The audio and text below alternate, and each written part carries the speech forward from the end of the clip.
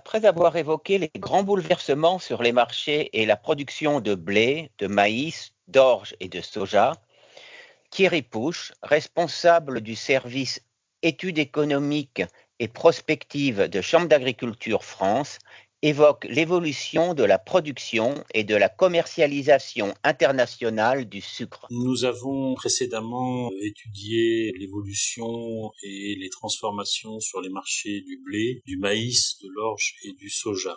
Aujourd'hui, nous allons terminer par le marché mondial du sucre, puis dresser une conclusion de tout ce panorama. Concernant le sucre, il faut rappeler que l'Union européenne était un acteur décisif jusqu'au début des années 2000 dans le domaine du sucre, étant donné l'importance de sa production betteravière, en particulier en France et en Allemagne.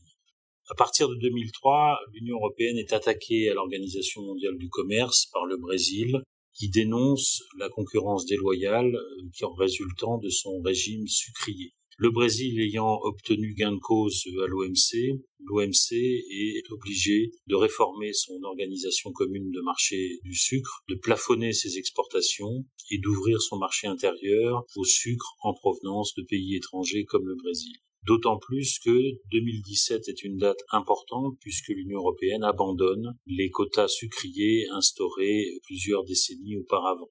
Il en résulte que l'Union européenne va produire beaucoup moins de sucre dans les années à venir, au point de devenir importatrice nette à partir de 2010-2015. L'Union européenne, qui représentait 4% des exportations mondiales en 2017, n'en représente plus que 0,9%, soit moins de 1% en 2022.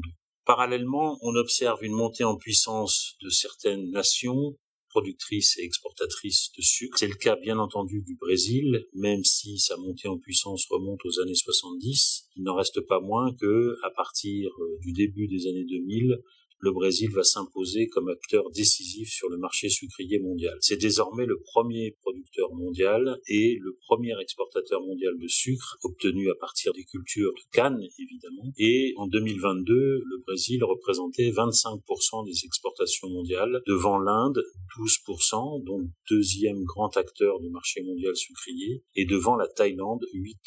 Il ne faut pas oublier aussi la montée en puissance de l'Ukraine, même si avec la guerre, les productions et les exportations peuvent être endommagées, mais du fait de l'aide apportée à l'Ukraine par l'Union européenne, notamment par le démantèlement des droits de douane, on s'est aperçu que, avant-guerre, l'Ukraine exportait 20 000 tonnes de sucre vers l'Union européenne, alors que l'année dernière, en 2023, ses exportations ont atteint 400 000 tonnes. Par ailleurs, la Russie est devenue le premier producteur mondial de betteraves, et la perspective donc d'une production sucrière à partir d'unités de production appropriées semble se dessiner. Cette offre mondiale de sucre, qui est en réalité donc particulièrement concentrée autour de ces grands pôles, eh bien, fait face à une demande mondiale qui est prévue en hausse à l'horizon 2050. Si en Occident, on prône la sobriété en matière de consommation de sucre et de produits sucrés, en Asie et en Afrique subsaharienne, la demande est attendue en hausse, en particulier pour ce qui est de l'Asie, en Chine et en Indonésie. Donc on voit bien qu'il y a,